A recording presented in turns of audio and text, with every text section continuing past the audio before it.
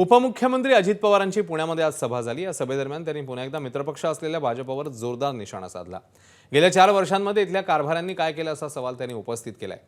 पुण्यातल्या समस्यांवर बोलताना त्यांनी भाजपवर जोरदार टीका केली आहे। इथला कारभार नीट नाही, त्यामुळे त्याला बदला असं आवाहन त्यांनी केलं। यावेळी बोलताना अजित पवारांनी मुरलीधर मोहोळ यांच्यावरही नाव न घेता टीका केली।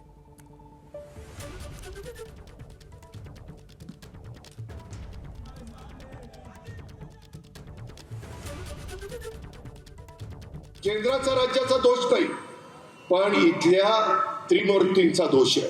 अरे त्यांनी जीवाचं राजकारण केलं पक्ष वाढवण्याच्या करता, आणि तुम्ही मात्र त्यांना अशा पद्धतीने खड्यासारखं बाजूला टाकता। टॉवर झाले, उंच उंच इमारती झाल्या, पाण्याचं काय? आज वरसगाव पानशेत खडकवासला टेमघर त्याचं पाणी आपण देतो। आज तुमच्या माझ्या भागातल्या ट्रॅफिकची समस्या, बाणेर रोडला ट्रॅफिकची समस्या, पुणे सातारा रोडला हायवेला ट्रॅफिकची समस्या, सर्व्हिस रोड बाणेर ते बावधन रोड म्हाळुंगे सूस इथं निर्माण झालेली आहे। ती समस्या आपल्याला सोडवायची आहे। इथली लोक कमी पडली, इथं ज्यांच्यावर जबाबदारी होती ते कारभारी लोक कमी पडली, म्हणून उद्याच्या 15 तारखेला कारभारी बदलायचा। तुम्ही मला कारभारी पद द्या, नाही पुण्याचा चेहरा मोहरा बदलला तर नावाचा अजित पवार सांगणार। एबीपी माझा, उघडा डोळे बघा नीट।